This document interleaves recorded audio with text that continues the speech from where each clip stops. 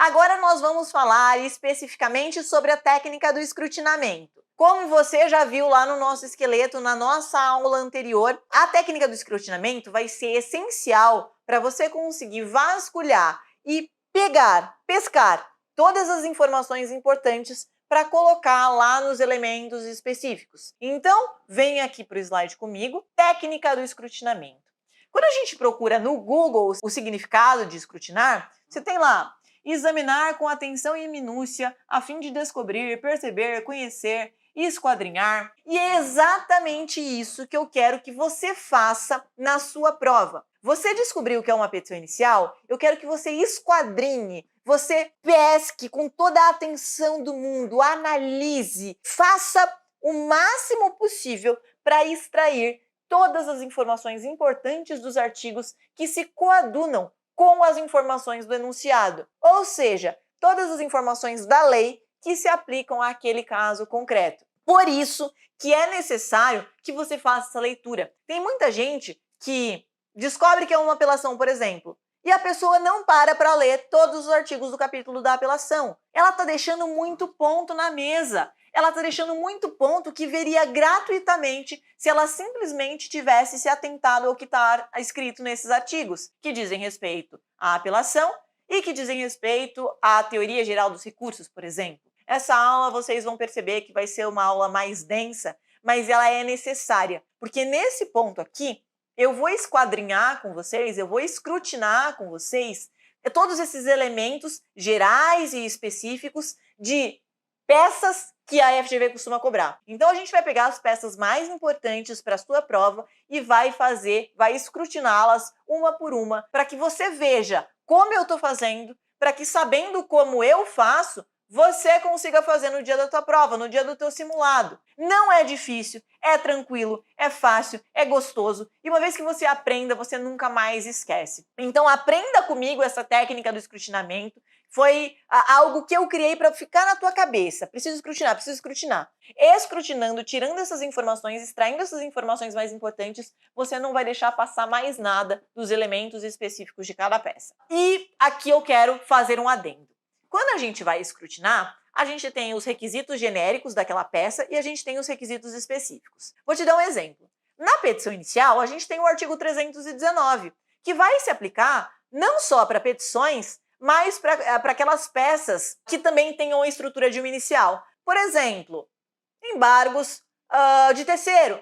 Então, você também vai aplicar para os embargos de terceiro embargos à execução, embargos devedor à execução, que apesar de ser uma peça de defesa, tem natureza de ação. Então, o 319, por exemplo, que é o artigo basilar da petição inicial, ele traz para a gente os requisitos genéricos que precisam constar em toda petição inicial de procedimento comum, em toda petição inicial de procedimento especial, em toda petição que tem natureza de ação, como, por exemplo, os embargos do devedor. Veja que nós teremos requisitos genéricos e requisitos específicos. Manda, me dá um exemplo de um requisito genérico de uma apelação, por exemplo? Claro, se a gente for pegar uma apelação, é um recurso, certo? Certo. Recursos sempre precisam ter cabimento, tempestividade e preparo. Então, são elementos genéricos de todos os recursos. E também precisa ter os elementos específicos. Isso vai mudar de peça para peça. Manda, tá confuso. Vamos ver na prática? Vamos ver na prática. Então, em relação à petição inicial, quais são os requisitos genéricos da petição inicial? O que toda petição inicial tem que ter? Primeiro, recolhimento de custas. Então, o artigo 82 traz para a gente o recolhimento de custas. E é um artigo genérico que vai ser cabível em toda a petição inicial se não houver gratuidade. Mais adiante, o 319 traz para a gente todos os elementos genéricos que uma petição inicial precisa ter. Então, veja lá. O juízo a que é dirigida. O que é esse juízo? Justamente o endereçamento. Para que juízo você vai endereçar? O juízo de uma das varas cíveis da comarca de São Paulo, por exemplo. Em seguida, os nomes, prenomes, estado civil, existente de união. Onde que vai esse inciso 2 aqui? No preâmbulo, onde você vai colocar o nome da parte e especificar os detalhes. Então, não pode esquecer dessa especificação que deve constar lá do preâmbulo. Terceiro ponto, Fato e fundamentos jurídicos. Isso aqui você já sabe que precisa ser aberto um tópico específico para os fatos. Veja que você não está decorando nada. Você só está dançando conforme a dança. Você está deixando o artigo te guiar para o caminho que você deve ir. Inciso 4º, o pedido com suas especificações. Então, você vai ver que nessa parte do pedido você vai precisar colocar todos os pedidos da inicial, o que ele quer, o que ele está pretendendo, qual é a pretensão final de indenização, de condenação, de qualquer coisa que seja. Nesses pontos aqui, você viu que são pontos que já constavam do nosso esqueleto universal, certo? Então, o juízo está lá no endereçamento. O inciso 2º está lá no preâmbulo. O inciso 3º está lá na parte dos fatos. E o inciso 4º está lá no pedido. Então, isso aqui já está no esqueleto. Isso aqui você não vai esquecer. O que pode ser que você esqueça é o que está ali a partir do inciso 5º. Então, ali a partir do inciso 5º, nós temos esses elementos específicos, esses requisitos específicos de toda a petição inicial. Tem que colocar valor da causa. Tem que colocar valor da causa, tanto na inicial quanto nos outros processos que têm natureza inicial. Por exemplo, numa reconvenção, tem que dar o valor. Depois, as provas com que o autor pretende provar a verdade dos fatos. Então, se lá no seu enunciado está dizendo que há provas a serem produzidas, que há uma testemunha que viu todos os fatos, que há a perícia que é necessária, você vai, na sua petição, quando for fazer lá o seu pedido, colocar quais são as provas com as quais você pretende provar a verdade dos fatos. Por quê? Porque o artigo está te dizendo para falar, não sou eu que estou dizendo, é o artigo que está te dizendo. Mais adiante, a opção do autor pela realização ou não de audiência de conciliação. Então, a audiência de conciliação tem que constar também, falar se você quer ou não a audiência. Por quê? Porque eu estou falando? Não, porque o artigo está falando.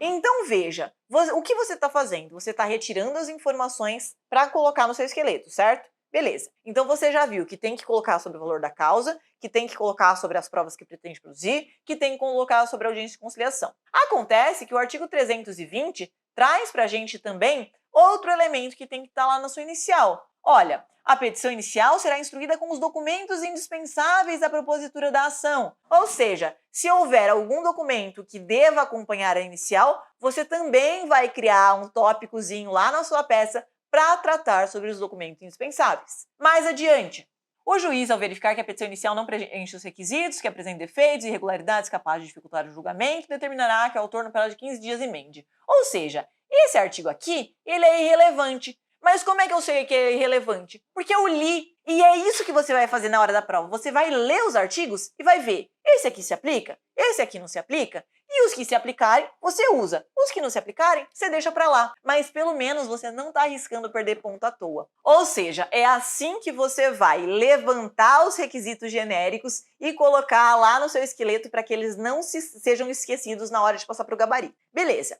Mas Manda, só há requisitos genéricos?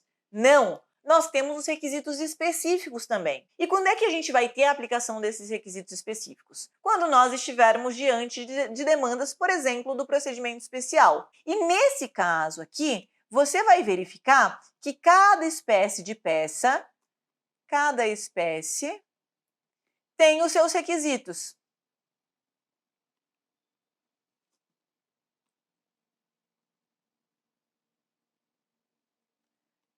Uma ação possessória vai ter um tipo de requisito, uma ação de consignação em pagamento vai ter outro tipo de requisito, uma ação de oposição vai ter outro tipo, embargo de terceiro vão ter outro tipo. Então, aqui nos requisitos específicos, você vai novamente fazer o quê? Exato, escrutinar. Você vai escrutinar os artigos correspondentes àquele procedimento especial e vai ver, isso aqui se aplica no caso concreto ou não se aplica? Se aplica, você coloca. Se não se aplica, você não coloca. Sempre assim, sempre escrutinando. Vamos ver isso na prática, como funciona. Vamos pegar, por exemplo, uma ação possessória. Você vai ler ponto por ponto e vai levantar possíveis tópicos que podem ser cobrados. E aí você vai ver o seu enunciado e vai ver, aqui se aplica ou não? E esse ponto, se aplica ou não? Se aplicar, você coloca. Se não se aplicar, você não coloca. Então vem aqui, ó. A propositura de uma ação possessória em vez de outra não obstará que o juiz conheça do pedido e outorgue a proteção legal correspondente àquela cujos pressupostos estiverem provados. Nós vamos ver que aqui ele está tratando do princípio da fungibilidade. Parágrafo 1º. No caso de ação possessória em que figure no polo passivo grande número de pessoas, serão feitas a citação pessoal dos ocupantes que forem encontrados no local. Então, se o seu enunciado estiver tratando de uma ação com várias pessoas, vários réus, o que você vai fazer? Você vai mencionar esse artigo primeiro, porque ele vai ser cabível. Manda, ninguém falou de vários réus. Ninguém falou de polo passivo com um grande número de pessoas. Então, o que você faz? Você esquece esse artigo. Sempre assim, vê se cabe, vê se não cabe. Parágrafo 2º. Para o fim da citação pessoal prevista, o oficial de justiça procurará os ocupantes uma vez. O juiz deverá determinar que se dê ampla publicidade da existência de ação prevista no parágrafo 1º dos respectivos prazos. Então aqui nós estamos tratando das ações possessórias com um grande número de pessoas no polo passivo. Muito provavelmente isso não vai cair na sua prova. A FGV, como eu disse, ela gosta do arroz com feijão. Então ela gosta da estrutura mais sequinha. Viu que o artigo não se aplica? Passa para o próximo. O negócio aqui, a parada aqui, é você passar por todos os artigos específicos dos procedimentos específicos. Então aqui a gente está nas rédeas possessórias. Vamos para a próxima página. Olha lá. É lícito ao réu cumular ao pedido possessório de condenar em perda de danos. Então, se houver no seu enunciado alguma coisa dizendo que houve perdas e danos, você vai lembrar do 555 e vai pedir a acumulação do pedido de perdas e danos. Se tiver frutos, você vai pedir a indenização pelos frutos. Pode o autor requerer ainda a imposição de medida necessária e adequada para evitar nova turbação. O que você vai pedir? Você vai pedir a imposição de medida necessária para evitar nova turbação ou esbulho, se for reintegração ou manutenção, e cumprir-se a tutela provisória ou final. Então, veja, nesses casos aqui, pode ser que haja esses pontos escondidos no seu espelho. Pode ser que esses pontos sejam cobrados ao final. E se você não tivesse lido o artigo 555, você não saberia. Eu tô frisando isso, gente, tô batendo nesse ponto, falando várias vezes a mesma coisa, para que entre na sua cabeça a importância da técnica do escrutinamento. Para que entre na sua cabeça que, uma vez que você entendeu qual peça é, você vai mapear a fundo todos os artigos, cada pontinho deles, cada linha. Adiante. É lícito ao réu, na contestação, alegando que foi ofendido em sua posse, demandar a proteção possessória e a indenização pelos prejuízos resultantes da turbação ou esbulho. Então se a gente estiver diante de uma contestação, você pode aplicar o 556. Se for uma inicial, esse artigo não te serve de nada. 557. Na pendência de ação possessória, é vedado tanto ao autor quanto ao réu propor ação de reconhecimento de domínio. Esse aqui também não vai se aplicar nesse caso. 558. Regem o procedimento de manutenção e reintegração de posse as normas da seção 2 quando a ação for proposta dentro de 1 ano e 1 dia. Então, o que você vai falar? Que a ação foi proposta dentro de ano e dia. Ou então, que é uma posse de força nova, como a gente vai aprender quando a gente tratar disso lá na parte específica de ações possessórias. Você vai precisar mencionar o 558, porque muito provavelmente ele vai ser cobrado lá no seu espelho de correção. Então não deixa de escrutinar e extrair cada informação que seja possível. 559. Se o réu provar em qualquer tempo que o autor provisoriamente mantido ou reintegrado na posse carece de idoneidade financeira, no caso sucumbência, responder por perdas e danos, o juiz designar-lhe-á o prazo de 5 dias para requerer caução. Ou seja, nós estamos aqui diante de uma ação do réu. Numa inicial não vai caber. Isso aqui talvez caiba numa contestação. Então, se você estiver fazendo uma contestação de uma ação possessória, é bom que você visite esses artigos e que você novamente os escrutine e não deixe passar nada. Continuando mais, o possuidor tem direito a ser mantido na posse em caso de turbação e reintegrado em caso de esbulho. Então, aqui você tem que falar se houve turbação ou se houve esbulho, para ver qual que é a ação que vai ser cabível. A ação de manutenção de posse ou a ação de reintegração de posse? E aí, aqui é importante, olha lá. Incumbe ao autor provar a sua posse. Então, lá na sua petição, lá no seu espelho, você vai anotar provar a posse. Você vai anotar mais, provar a turbação ou esbulho praticado. Você vai anotar mais, qual foi a data da turbação ou do esbulho. E a continuação da posse, embora turbada, na ação de manutenção ou a perda da posse na ação de reintegração. Do que isso vai depender? Óbvio, do enunciado. Se o enunciado te trouxer uma situação problema em que já houve esbulho, reintegração. Se tiver havido turbação apenas, mas a perda da posse ainda não se deu, manutenção. Isso vai sempre ser aplicável segundo os ditames do enunciado. Mais adiante, 562. Estando a petição inicial devidamente instruída, o juiz deferirá, sem ouvir ao réu, a expedição de mandado liminar. Então, o que você vai pedir? A expedição de mandado liminar, ou de manutenção, ou de reintegração. Contra as pessoas jurídicas de direito público não será deferida. Tá, esse aqui provavelmente não vai se aplicar. Considerada suficiente justificação, o juiz fará desde logo expedir mandado de manutenção ou reintegração. Aqui a gente já pediu lá no artigo anterior. 564. Concedido ou não o mandado liminar de manutenção ou reintegração, o autor promoverá nos 5 dias subsequentes a citação do réu para querendo contestar a ação. Então, o que você vai pedir aqui, ó? A promoção da citação do réu para querendo contestar a ação. É importante que você pegue esses termos e use os exatos mesmos termos, porque é assim que vai aparecer no teu espelho. Então, pegou da lei aqui, ó, vai promover nos 5 dias, o que você vai pedir lá na peça? Vai promover a citação do réu para querendo contestar a ação. Sempre dessa forma. Quando for ordenada a justificação prévia, o prazo para contestar será contado da intimação da decisão. Se for cabível, você aplica. 565.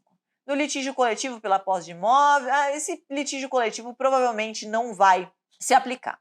Aplica-se quanto ao mais o procedimento comum. Interdito proibitório, se for o caso, o possuidor direto ou indireto que tenha receio de ser molestado poderá requerer ao juiz que o segure da turbação ou esbulho iminente mediante mandado proibitório que se comine ao réu determinada pena. Aplica-se ao interdito o disposto na seção 2. Então, você acabou de ver comigo, você acabou de entender esse ponto essencial, que você precisa escrutinar todos os artigos do capítulo correspondente. Vamos ver se isso faz diferença na prova? Vamos ver se isso faz diferença na prática? Vamos ver quantos desses pontos que a gente acabou de escrutinar são cobrados no espelho? Então vem comigo. A petição deverá ser endereçada a um dos juízos da comarca de São Paulo, aqui é endereçamento, que a gente viu lá no 319 da inicial, nome e qualificação, nós vimos também no 319, indicar que é uma ação de reintegração de posse com base no 560, opa, escrutinamos o artigo aqui também, a adoção do procedimento especial para tutela da posse, pois o esbulho ocorreu há menos de ano e dia, lembra que eu te falei que você tinha que mencionar quanto tempo ocorreu, que isso estaria, e mencionar o artigo? Então, esse ponto também. Afirmação de esbulho possessório ou perda da posse, ou que a linha era possuidora do bem anteriormente, cumprindo-se o disposto no 561. Opa, mais um aqui que a gente mencionou. Direito à reintegração na posse, em razão da posse de má-fé dos réus, nos termos do artigo 1201, ou injusta nos termos... Esse aqui a gente não viu. Esse só escrutinando os pontos lá do CPC a gente não viu. Mais adiante. Direito à indenização pela ocorrência dos danos ao imóvel e sua indicação, esse aqui a gente viu, hein? Indenização pela ocorrência de danos, lembra que a gente viu lá no comecinho dos artigos que poderia acumular o pedido de indenização por perdas e danos e pelos frutos? Então esse a gente acertou a fundamentação. Ah, Amanda, mas ele só mencionou o artigo do 1218. Pois é, então na pior das hipóteses, se eu não tivesse visto o 1218 do Código Civil, eu só perderia 0,10 pontos. Mas o grosso, que é o 0,30 pontos da fundamentação, esse aqui eu ganhei. Direito à indenização pela perda dos frutos por força do artigo 1216. Aqui também nós mencionamos, não por força do Código Civil, mas por força do CPC. Então, mais um pontinho que a gente ganharia aqui em relação à fundamentação, que é o grosso, ó, mais 0,3. Direito à reintegração provisória liminar da posse. Nossa, colocamos reintegração liminar também, porque a gente viu que essa era uma previsão do 562.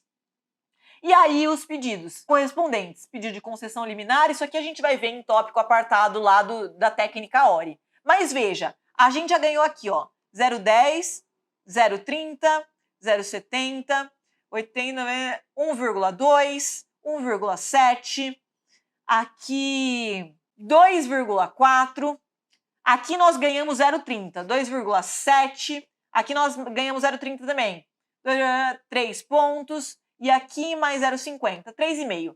Foram 3,5 pontos, ou seja, 3,5 pontos só da fundamentação e da inicial, lá dos tópicozinhos da inicial do 319. A gente aqui zerou todos os pedidos que deviam constar no preâmbulo e no corpo da fundamentação, só por fazer a técnica do escrutinamento. Aí você olha e me fala, ai, não é tão importante? Ai, eu não preciso ler? É aqui que tá a tua aprovação, minha filha. Aqui, ó, aqui, criatura adorada. É escrutinando o artigo que você é aprovada na prova da OAB de segunda fase. Entendeu que era uma possessória? Vai lá e vê todos. Ah, esse aqui eu não tenho certeza. Coloca. Se não tem certeza, coloca. Cada pontinho, cada tesezinha que tem ligação do enunciado com a lei deve ser colocada. Ah, Amanda, então eu vou copiar todos os artigos. Também não faço uma imbecilidade dessa, né, meu amor? Também não dá para te defender aí. Você vai ver. Se o artigo se aplica, você coloca. Se o artigo não se aplica, você não coloca. Se está se guiando pelo seu material, se você voltar aqui, você vai ver que tudo que a gente grifou, tudo que a gente sinalizou como talvez cabível, foi cobrado aqui no nosso espelho de correção. Então agora nós faremos algumas outras peças. Eu não vou ficar batendo tanto nesse ponto, tá? De ficar lembrando, olha, isso aqui é escrutinamento. Eu só vou te mostrar o que pode ser aplicável, o que não pode ser aplicável, e depois você vai fazer com as peças subsequentes. Tem várias peças aqui abaixo, eu vou fazer com umas 4 e você faça com as demais. Isso fica como tarefa de casa para você. Você usar o seu caderno de ativação, você usar o seu material complementar para fazer o escrutinamento e depois conferir no espelho se aquilo lá seria cabível ou não. Pula da consignação em pagamento e vem aqui para os embargos de terceiro. Consignação em pagamento, um outro tipo de ação de procedimento especial que vai demandar os requisitos genéricos lá, do 82, 319, 320 e também os artigos específicos da consignação. Mesma coisa em embargo de terceiro. Artigos genéricos lá do 319, 320 e 82 e os requisitos específicos dos embargos. Quais são eles? Não sei. Vamos olhar os artigos para entender. Quem, não sendo parte no processo, sofrer constrição ou ameaça de constrição sobre bens que possua ou sobre os quais tenha direito incompatível com o ato constritivo, poderá requerer seu desfazimento ou inibição por meio de embargo de terceiro. O que é isso aqui? É o cabimento. Então, quando você começar na sua primeira linha, lá dos elementos, você vai informar que a parte não era parte no processo, que o autor dos embargos não era parte no processo e que ele sofreu constrição ou ameaça de constrição sobre bens do seu patrimônio. Você vai pontuar isso, não porque eu estou te dizendo para fazer, mas porque você leu no caput do primeiro dos artigos que inaugura o capítulo dos embargos do terceiro, que aquilo era um requisito essencial. E aí você vai seguir. Os embargos podem ser de terceiro proprietário, inclusive fiduciário ou possuidor. Então você vai informar se aquele terceiro era proprietário, fiduciário ou possuidor. Manda, como é que eu vou saber disso? Você vai ler o enunciado e ele vai te dizer se ele era proprietário do bem, se ele era possuidor do bem, se ele era fiduciário do bem. É o enunciado que vai te trazer essa informação. Você só vai fazer o link entre enunciado e artigo. Mais adiante, considera-se terceiro para ajuizamento dos embargos o cônjuge ou companheiro quando defender a posse de bens próprios da sua ameação. Então, se nós estivermos diante desse cenário aqui, você vai mencionar o parágrafo 2º, inciso 1º, e falar que a pessoa era cônjuge ou companheira, ou cônjuge ou companheiro. Ou inciso 2º, o adquirente de bens cuja constrição decorreu da decisão que declara a ineficácia da alienação. Se for esse caso do inciso 2º, você vai aplicar ele. Ou inciso 3º, quem sofre constrição judicial de seus bens por força de desconsideração da personalidade jurídica, cujo incidente não fez parte. Então, se for aplicável esse aqui, você vai mencionar esse aqui. Ou o credor com garantia real para obstar expropriação judicial do objeto de direito real de garantia. Se for esse aqui, você vai mencionar esse aqui. Você vai ver qual que é aplicável. E aí você segue adiante lendo os outros artigos. 675. Os embargos podem ser opostos a qualquer tempo no processo de conhecimento enquanto não transitada em julgada a sentença. Então você vai falar sobre a tempestividade. Você vai falar que está tempestivo porque foi proposto durante o andamento desse processo de conhecimento, ainda sem ter havido trânsito em julgados da sentença, ou então que foi proposto no cumprimento de sentença. Isso vai depender de cada caso concreto. Caso identifique a existência de terceiro titular de interesse em embargar o ato, o juiz mandará intimar. Mais adiante, os embargos serão distribuídos por dependência. Opa, ponto importante aqui, ó. Você descobriu que a distribuição é por dependência. Então você vai abrir um capítulozinho lá na inicial, você vai abrir um tópicozinho lá nas primeiras linhas, depois do endereçamento, e vai escrever distribuído por dependência ao processo XXX, ou processo 3 pontinhos. Por quê? Porque eu estou dizendo? Não, porque o artigo 676 está dizendo. Nos casos de ato de constrição realizado por carta, os embargos serão oferecidos no juízo de precado. Então, se houver carta precatória, você menciona esse artigo aqui. É raro que apareçam esses casos mais complexos, mas se aparecer, está aqui escrito. Agora o 677. O 677 está falando da petição inicial. Ele vai falar o que é necessário. Então, esse aqui é máximo cuidado. Olha lá, o que é necessário? Fazer a prova sumária da posse. Então, você vai ter que abrir uma linhazinha para falar que está feita a prova sumária da posse. Você vai ter que falar que tem a prova do domínio e também da qualidade de terceiro. Então, a prova da posse é comprovada por XYZ. Também estou comprovando a condição de terceiro prejudicado por XYZ. Sempre mencionar enunciado e fundamento. Oferecendo documentos e rol de testemunhas. Olha aqui. Então, eu tenho que colocar os documentos e eu tenho que colocar o rol de testemunhas. É facultada a prova da posse em audiência preliminar designada pelo juiz. Então, você pode também pedir que a prova seja feita em audiência preliminar, se não há prova nos autos ainda. O possuidor direto poderá alegar, além da sua posse, o domínio alheio. A citação será pessoal se o embargado não tiver procurador constituído nos autos da ação principal. Então, vou pedir o quê? A citação pessoal também, para garantir esse pontinho. Será legitimado passivo o sujeito a quem o ato de constrição aproveita, assim como o seu adversário no processo principal. A decisão que reconhecer suficientemente provado o domínio ou a posse determinará a suspensão das medidas constritivas. Então, o que você vai pedir? A suspensão das medidas constritivas sobre os bens litigiosos objeto dos embargos, bem como a manutenção ou reintegração. Então, o que mais você vai pedir? A manutenção ou a reintegração. O juiz poderá condicionar a ordem de manutenção ou reintegração à prestação de caução. Então, o que você vai fazer? Você vai informar que, caso for necessário, o pedido está caucionado, o processo está caucionado. Ou então que a parte é economicamente hipossuficiente, não pode caucionar. Segue adiante. Os embargos poderão ser contestados no prazo de 15 dias, fim do qual se seguirá o procedimento comum. Então, se a parte estiver apresentando contestação aos embargos, é esse artigo que vai ser aplicável. 680. Contra os embargos do credor com garantia real, o embargado somente poderá alegar. Então, isso aqui também é uma defesa. Isso aqui não se aplica em petição inicial de embargos. Acolhido o pedido inicial, o ato de constrição judicial indevida será cancelado com o reconhecimento de domínio, da manutenção de posse ou da reintegração definitiva do bem ao direito embargante. Então, o que você vai pedir?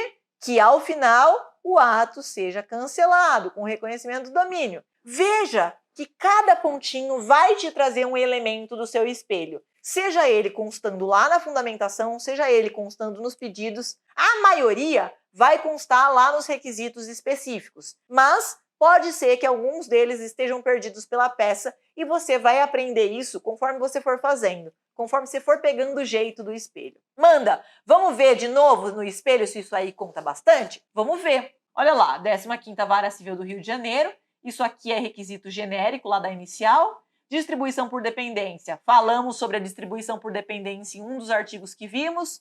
Nome e qualificação das partes. Falamos sobre isso lá no 319, que é artigo genérico da inicial. Tempestividade. Indicar que a ação foi proposta antes da adjudicação da alienação por iniciativa particular ou da arrematação nos termos do 675. Falamos sobre isso aqui também. Legitimidade para interpor os embargos por se tratar de terceira, na forma do 674. Então, falamos sobre o 674 também. Demonstrar que embargante é meeira do imóvel da execução, em razão do regime de comunhão universal. Falamos sobre isso, só não mencionamos o regime da comunhão, que nós poderíamos ter visto no CPC. Mas a gente falou que ela tem legitimidade por ser meeira do imóvel. Falamos da caracterização do imóvel. Não falamos da caracterização do bem de família, porque isso aqui é um outro tópico. Isso aqui a gente vai aprender lá no Tesona Tezinha. Então, isso aqui a gente ainda não viu. Os direitos dos cônjuges devem ser resguardados quando a penhora. Também não falamos sobre isso, que isso aqui está em outro tópico do Tesona Tezinha. Demonstração do recolhimento de custas ou da dispensa legal. Ou pedido de gratuidade. Isso aqui é o quê? Requisito genérico lá do 82. Juntada de prova sumária da posse, do domínio e da qualidade terceira. Falamos lá no 677 disso. Produção de todos os meios de prova cabíveis. Falamos também lá no requisito inicial. Procedência dos embargos de terceiro. Isso aqui vamos falar lá no ORE. Condenação em custos e honorários. Então veja, Quantos pontos a gente teria aqui, ó? 0, 10, 20, 40, 50, 60, 70, 80, 80, 1,4. Aqui a gente tem 1,4 mais meio, 1,9, 2,1, porque a gente só perdeu o 0,10 aqui do Código Civil. 2,1 mais 2,2, 2,5, 2,6. Seriam 2,6 pontos a mais na sua peça, só por você ter escrutinado bem. 2,6 pontos a mais só por você ter escrutinado os artigos. Não dá para deixar passar. Lá na petição anterior, que a gente fez de reintegração possessória, a gente conseguiu 3,5 sem nem contar a parte dos pedidos, hein? Aqui eu somei os pedidos, mas lá a gente ainda teria pontos ganhos dos pedidos por ter escrutinado direitinho. Então, o que eu quero que você saia dessa aula sabendo é exatamente a importância dessa técnica do escrutinamento. Quero que você baixe o seu caderno de ativação, baixe o seu material de apoio e faça esse escrutinamento com todas as peças. Então agora vamos ver o da ação rescisória, mais um exemplo aqui prático. Vamos começar lendo a partir do primeiro artigo lá do capítulo da ação rescisória, artigo 966. Então tem lá, a decisão de mérito transitada em julgada pode ser rescindida quando? O que esse artigo está trazendo para a gente? As informações de quando é cabível a ação rescisória. Manda, eu vou ter que mencionar todos os incisos? É óbvio que não. Você vai ver da leitura do enunciado qual que é o inciso que cabe naquele caso. Então, se a gente estiver tratando de um caso que a decisão tivesse sido proferida por força de prevaricação, concussão ou corrupção do juiz, você vai dizer que é cabível a ação rescisória segundo os termos do 966, inciso 1º. Se, por outro lado, a gente estiver tratando de uma ação que tivesse sido proferida por juiz impedido ou absolutamente incompetente, você vai mencionar 966, inciso 2º. Se, contudo, a gente estiver tratando de uma ação que tivesse ofendido a coisa julgada, 966, inciso 4º. Então, você vai ler todos esses incisos aqui do artigo 966, vai ver qual é cabível no caso concreto e você vai começar. É cabível a ação rescisória porque há previsão expressa no artigo 966, inciso tal, que diz tal, tal, tal. Assim, você mostra para o juízo que você vê o artigo, que você conhece o cabimento, que você sabe por que aquela ação é a adequada no caso concreto. E aí você vai ler os parágrafos para ver se algum dos parágrafos é aplicável também no caso do seu enunciado. Há erro de fato, então isso aqui ele explica quando tem erro de fato. Se for erro de fato que você vai alegar, você vai ler o parágrafo completo e vai ver se ele se aplica. Nas hipóteses previstas nos incisos do caput, será rescindível a decisão transitada em julgada que, embora não seja de mérito, impeça. Então você vai falar, ou se a sentença que transitou em julgada foi de mérito, ou se essa sentença, apesar de não ter sido de mérito, impedia a nova propositura demanda, ou impedia a admissibilidade do recurso correspondente. Se for cabível qualquer desses casos, você vai mencionar na sua peça. Parágrafo 3º. A ação rescisória pode ter por objeto apenas um capítulo da decisão. 4º, os atos de disposição de direitos praticados pelas partes ou por outros participantes do processo e homologados pelo juízo, bem como os atos homologatórios praticados no curso da execução, estão sujeitos à anulação nos termos da lei. Cabe ação rescisória com fundamento no inciso 5º contra a decisão baseada em enunciado de súmula ou acórdão proferido em julgamento de casos repetitivos. Se for esse o caso e houver súmula ou acórdão proferido em julgamento de casos repetitivos, e for o caso do inciso 5º violar manifestamente norma jurídica, nós vamos precisar também mencionar o parágrafo 5º. Mas, ainda, quando a ação rescisória fundar-se na hipótese do parágrafo 5º desse artigo, caberá ao autor, sob pena de inépcia, demonstrar fundamentadamente tratar-se de situação particularizada por hipótese fática distinta ou questão jurídica não examinada. Se for cabível, você também vai mencionar esse parágrafo 6º. Claro que a gente vai ver tudo isso com muito mais aprofundamento, com muito mais detalhes, quando a gente for tratar do direito processual da ação rescisória. Mas, por enquanto, o que a gente está fazendo é o mero escrutinamento dos artigos. Seguimos! Tem legitimidade para propor ação rescisória? Então você vai ter que demonstrar a legitimidade. Você vai falar por que o autor pode propor. Você vai falar se ele foi parte no processo, ou sucessor de alguma parte do processo, a título universal ou singular, se ele é terceiro juridicamente interessado, ele não vai ser Ministério Público porque você não está fazendo uma prova para o MP. E aquele que não foi ouvido no processo que lhe era obrigatória a intervenção. Talvez um litisconsorte que não tenha sido trazido aos autos, um litisconsorte necessário, que devia ter sido ouvido e não foi, e o processo correu e transitou em julgado. Você pode chamar ele pode vir e entrar com a ação rescisória. Nas hipóteses do artigo 178, o Ministério Público será intimado para intervir, beleza, isso aqui não interessa para a gente. Sigamos adiante. 968. A petição inicial será elaborada com observância dos requisitos essenciais do 319. Lembra que eu te falei? Sempre que tivermos uma ação com natureza de inicial, que é o caso da rescisória, por exemplo, ela tem natureza de ação, ela vai observar aqueles requisitos genéricos do 319 sobre o qual já falamos. Então vamos lá. O autor cumular o pedido de rescisão se for o caso de novo julgamento do processo. Ó, minha filha, o que você vai escrever aqui? Estou cumulando o pedido de rescisão ao de novo julgamento requerendo XPTO. Então veja que o inciso ele vai te guiar pelo seu pedido. É isso que você vai pleitear ao final, porque é isso que o artigo 968 diz para você fazer. Sigamos. Depositar a importância de 5% sobre o valor da causa. Então eu tenho que falar que foi recolhido 5% sobre o valor da causa, porque é requisito especial da ação rescisória. Tenho que apontar, tenho que dizer, senão eu vou perder os pontos. Que se converterá em multa. Não se aplica o disposto no inciso 2º à União, blá blá blá. O depósito previsto no inciso 2º não será superior a 1.000 salários. Além dos casos previstos, a petição será indeferida. Aplica-se a ação rescisória o disposto no 332. Então você vai lendo aqui e vai vendo o que se aplica. Reconhecida a incompetência do tribunal para julgar, não deve ser o caso. Reconhecida a incompetência do tribunal para julgar a ação rescisória, o autor será intimado para emendar a petição inicial a fim de adequar o objeto da ação rescisória quando a decisão apontada como rescindenda não tiver apreciado o mérito e não se enquadrar na situação prevista. Tiver sido substituída por decisão posterior. Se aplicar, você coloca. Mas eu acho que isso aqui é pouco aplicável. Nas hipóteses do parágrafo 5º, após a emenda da inicial, será permitido ao réu complementar os fundamentos da defesa em seguida. Então, isso aqui diz respeito ao réu. Você não vai colocar nada. 969. A propositura da ação rescisória não impede o cumprimento da decisão rescindenda, ressalvada a concessão de tutela. Então, não vai haver impeditivo para que essa decisão rescindenda seja levada a cabo desde logo, mas também não deve se aplicar no nosso caso. O relator ordenará a citação do réu, designando-lhe prazo. Então, o que você vai pedir? Você vai pedir que o réu seja citado. Mas, na ação rescisória, devolvidos os autos pelo relator, a secretaria expedirá cópias do relatório. Isso aqui não deve ser aplicável também.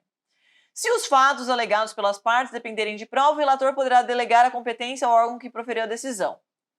Então, se você quiser produzir prova, você vai mencionar o 972 e pedir para o relator mandar para o juiz de primeira instância. 973. Concluída a instrução, será aberta a vista ao autor e ao réu para razões finais. Isso aqui não diz respeito à petição inicial também. Podemos passar para frente.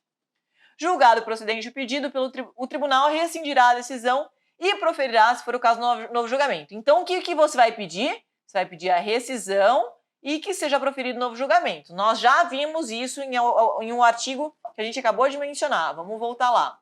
A gente acabou de ver isso no 968, inciso 1º, que você vai acumular o pedido de rescisão ao pedido de novo julgamento. Considerando por unanimidade inadmissível, o tribunal determinará a reversão em favor do réu da importância do depósito. Tá bom. O direito à rescisão se extingue em 2 anos. Importante esse aqui, tempestividade. Então, a gente tem que falar também sobre a tempestividade. Falar que está tempestiva, porquanto proposta a ação rescisória no prazo de 2 anos, contado da última decisão proferida no processo. Ou então, nessas hipóteses excepcionais que estão listadas aqui nos parágrafos seguintes. Então, você vai ver, mas deve mencionar a tempestividade, senão vai perder os pontos correspondentes. Se a gente for ver isso na prática, a peça deve ser encaminhada ao Tribunal de Justiça de São Paulo. Esse ponto 1 a gente não viu nesses artigos que lemos agora, mas vocês vão aprender quando a gente falar especificamente sobre a ação rescisória. Vocês vão ver que é uma ação de competência originária lá da 2ª instância. Então, esse pontinho a gente não ganharia. Mais adiante, nome e qualificação de Joana. A gente já viu que estava no 319, que tinha que ter. 3. Tempestividade. Então, falamos do prazo de 2 anos, conforme o 975. Isso aqui nós vimos. Cabimento da ação rescisória, foi a primeira coisa que a gente falou, que estava prevista lá no 966. 2. Impedimento em razão do casamento. Isso aqui a gente vai ver no teso na tesinha, mas não vimos aqui. Afirmar que é consumidora, também não vimos aqui. Valores cobrados devolvidos em dobro, também não vimos aqui. Devida indenização por danos morais, também não vimos aqui. Então, rescisão do julgado. Nós vimos que tem que pedir rescisão. Nós vimos que tem que acumular com o pedido de rescisão o pedido de novo julgamento. Então, esse ponto aqui nós ganharíamos também. Depósito do valor de 5% da causa, segundo 968, vimos também, então também ganharíamos. Condenação ao pagamento de ônus de sucumbência, que é requisito lá da inicial. Requerimentos da produção de provas, que é requisito da inicial, que nós teríamos também, e valor da causa. Então, vamos ver quantos pontos nós ganharíamos por ter feito o escrutinamento. 20, 70, 1,2, 1,6, 2, 2,3, 2,4, 2,5. Nós ganharíamos 2,5 pontos por termos feito a técnica do escrutinamento e levantado esses pontos dos artigos. Bato no ponto sempre, porque isso precisa entrar na sua cabeça. Não pode deixar a leitura de lado, não pode deixar a análise dos artigos de lado. Por fim, nós já fizemos de inicial, já fizemos de uma ação rescisória, já fizemos de procedimento especial, agora eu vou fazer uma última de recursos. Então vamos pegar talvez uma apelação para você ver na prática e ver como funciona e ver como faz o escrutinamento. Bora lá? Então nós vamos ver que a apelação, assim como a inicial, ela tem os elementos genéricos e ela tem os elementos específicos. Quais são os elementos genéricos da petição inicial, por exemplo? São aqueles artigos listados lá no 319. Por exemplo, audiência de conciliação, por exemplo, produção de provas, tudo que a gente já viu que está lá listado no 319. O que está lá no 82, recolhimento de custas, também elemento genérico. Mas tem os elementos específicos que podem advir do procedimento especial, ou da ação rescisória, ou dos embargos à execução, ou qualquer coisa que tenha natureza de ação que tenha requisitos específicos. Aqui com os recursos é a mesma coisa. Os recursos, eles têm os elementos genéricos deles e eles têm os elementos específicos deles. Quais são os elementos genéricos de todo recurso? Cabimento, tempestividade e preparo. Cabimento, tempestividade e preparo. Cabimento, tempestividade e preparo. Quando você estiver diante de um recurso, não esqueça desses três, porque eu garanto para você, eles vão estar no seu espelho de correção. Então, quando estiver fazendo o esqueleto, bateu o olho nos elementos genéricos, cabimento, tempestividade e preparo. Manda, eu não lembro desses elementos, talvez eu não lembre, como é que eu faço? Aí você escrutina a parte das disposições gerais da apelação. Eu não vou ler tudo aqui, porque não tem necessidade, porque a gente já sabe o que eu preciso é do cabimento, que vai depender do recurso correspondente. Se for cabível a apelação, o cabimento é 1. Se for cabível agravo, o artigo é outro. Então, isso aqui vai depender do caso concreto. A tempestividade, que é de 15 dias em regra, e o preparo.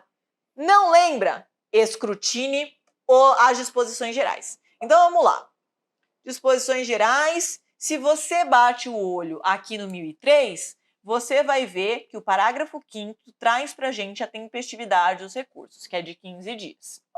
Se você bate o olho lá no 1007, você vai ver que é necessário o recolhimento do respectivo preparo. Então, aqui nós temos os elementos genéricos, mas nós estamos diante de um recurso de apelação, como eu disse. Então, agora, nos aprofundaremos na apelação em si. Do que a gente precisa colocar? Da sentença cabe apelação. Então, temos aqui o cabimento. Se nós estamos nos voltando contra uma sentença, o recurso cabível é a apelação. Ponto. No juízo comum, é a apelação o recurso que cabe da sentença. Tá bom? Então, o 1009. E aí você vai começar a ler os parágrafos. As questões resolvidas na fase de conhecimento, se a decisão não comportar agravo de instrumento, não são cobertas pela preclusão, que devem ser suscitadas em preliminar de apelação. Isso aqui, ó, foi o que a Mandiná cantou a bola.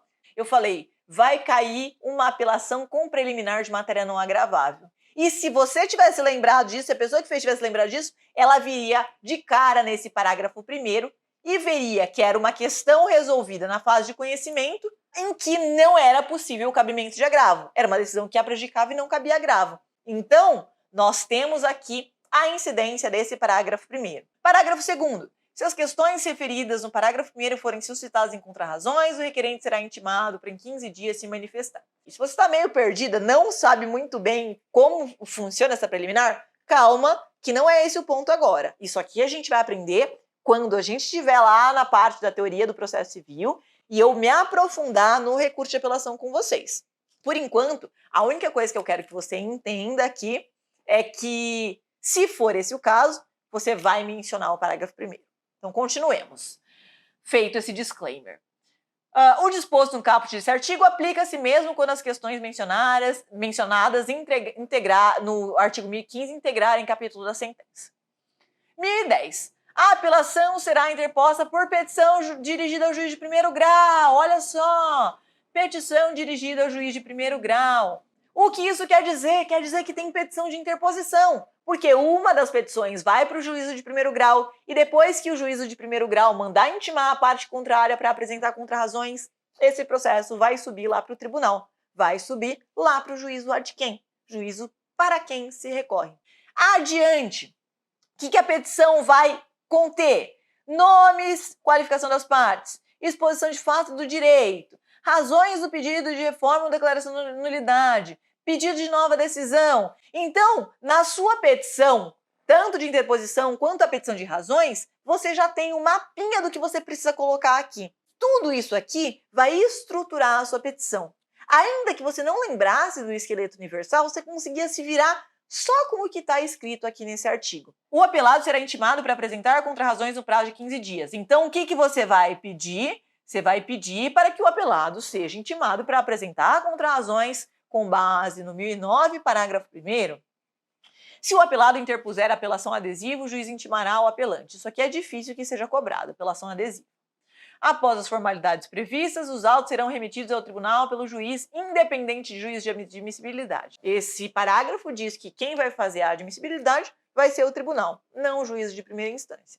Mas, novamente, não se prenda a esses detalhes, porque isso a gente vai aprender lá na aula de processo. 1011. Recebido o recurso no tribunal, distribuído o relator. Decidi-lo-á monocraticamente apenas nas hipóteses 932, incisos 3 a 15. Então, isso aqui são aquelas hipóteses que eu disse de decisão monocrática, decisão só pelo relator, que estarão sujeitas a agravo interno, serão impugnadas por meio de agravo interno. 2.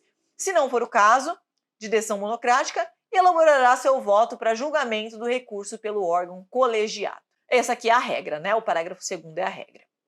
1012. A apelação terá efeito suspensivo. Então, a regra é: a apelação tem efeito suspensivo. A apelação, em regra, tem efeito suspensivo. Ah, mas Manda, o meu caso específico é um caso em que há condenação de pagar alimentos.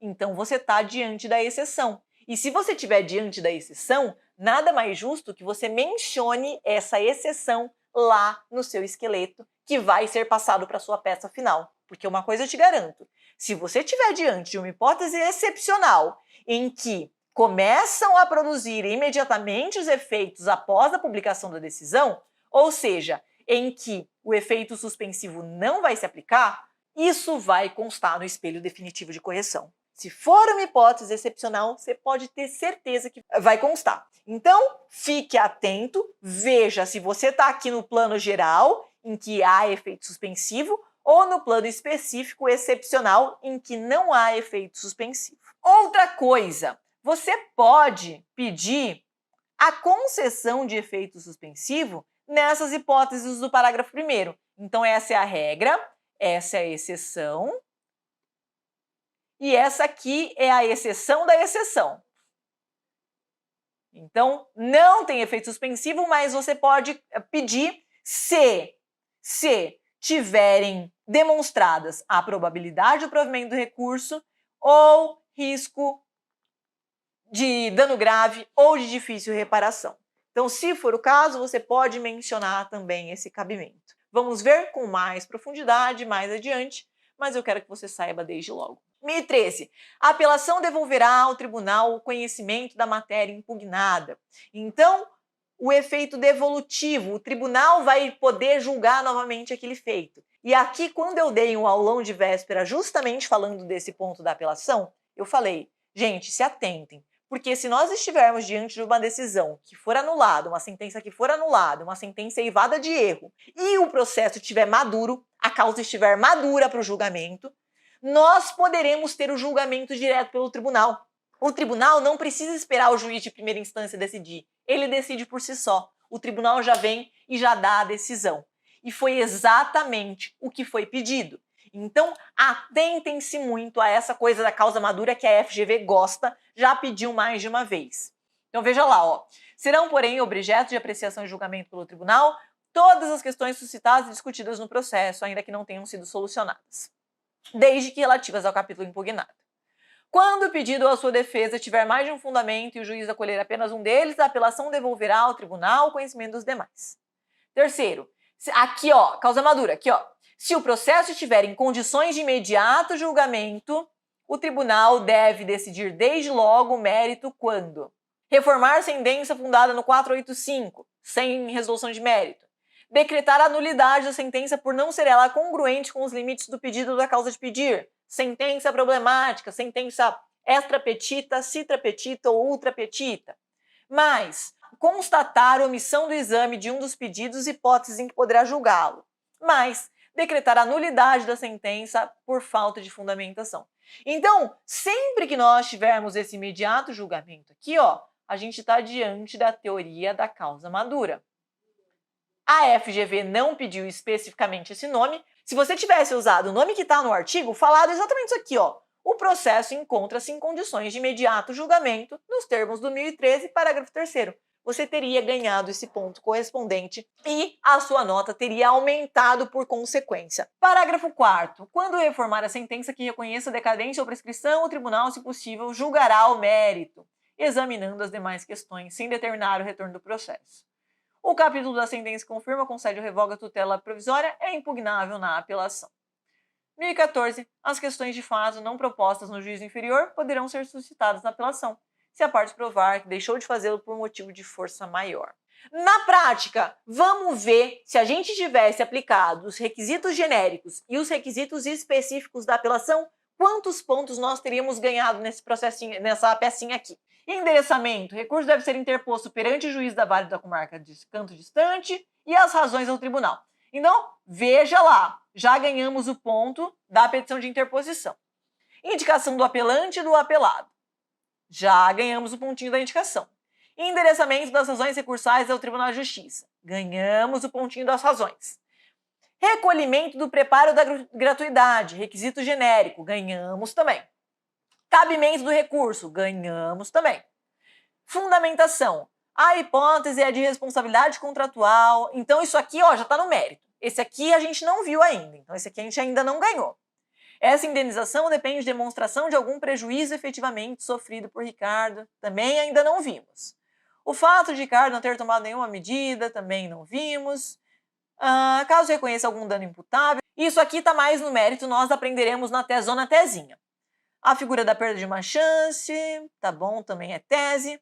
Então, os pedidos. Reforma da sentença para julgar improcedentes pedidos, vamos aprender ainda, e fechamento.